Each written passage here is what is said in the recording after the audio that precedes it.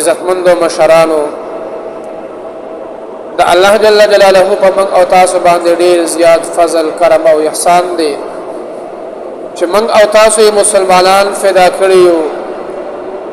او مسلمانانو کې بیا انسانان فدا کړیو د رسول الله مبارک امتیان ګرځولیو او عظیم الشان کلمه را نصیب کړی دا الحمدلله الله جل شانه دا اعزازات من او تاسو ته نصیب کړی دي خدا نه خاص کچرته الله جل شانه من او تاسو د یو کافر په کور کې فدا کړی وي نن من او تاسو هم د بوتانو عبادت کولې د کانو عبادت بم کولې کانو ته خدایان ویلې سجدي بم ورته کولې دغه شان د نور سپوږمۍ او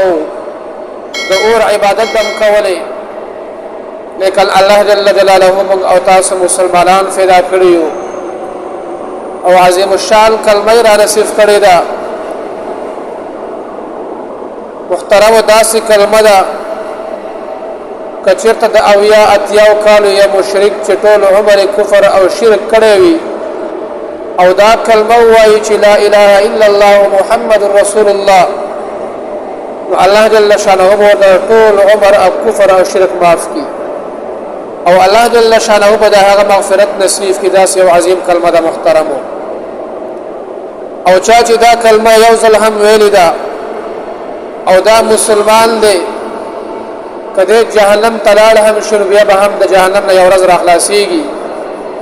د خپل ګناهونو سزا به ورکوي بیا ور خلاصيږي دا سبلمه محترمو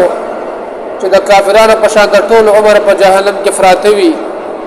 او د هغوی د مغفرت څخه سبب نه جوړيږي نه بلکې چا چې هم دا کلمه یو ځل هم ویل په خپل ژوند کې مسلمان دی او جهنم تلال شنو الله جل شانه به د جهنم د ور خلاصي ځکه محترم نبی کریم صلی الله علیه وسلم فرمایي چې د قیامت په ورځ به الله تعالی او فرمایي چې د دوزخ نه هغه څوک او با سي چې لا اله الا الله ویلوي دا هغه په ځړ کې د ذره برابر ایمان وي او هغه څوک او با سي چې زه په یو قسم په یو موقع باندې یاد کړی يم او په یو موقع باندې زمانه یریدلې وي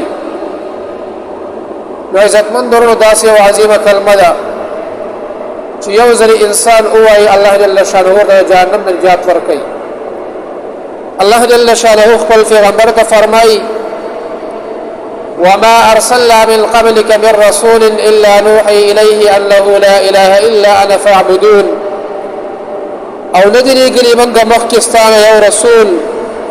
مگر موږ وحی کړی دا هغه چاته چې بشک انشته د لایق د عبادت مگر یو زیم او خاص زما عبادت کوي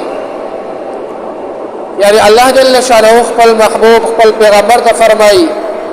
چې ای زما حبیبا یو لاک سلیر زره پیغمبران مستره مخکې لګلې دي او ټول ته ما دا فرمایلی دي چې نشته د لایق د عبادت مگر یو زیم نو خاص زما عبادت کوي دا ډېر عظیم او فصیحه کلمه ده دا ډېر اوچته کلمه ده محترمو بیا موږ او تاسو له فکر دي چې د دې کلمې معمول جوړ کو اورس کې خامخا دا چې کم دی 1500 پیره اپ پر اسبه باندې وایو ذکر محترم حدیث شریف کې راځي جابر بن عبد الله رضی الله عنه فرمایي افضل الذکر لا اله الا الله وافضل الدعاء الحمد لله چې نبی کریم صلی الله علیه وسلم فرمایي بهتر په ذکرونو کې هغه ذکر دی یعنی په ذکرونو کې بهتر ذکر هغه لا اله الا الله دی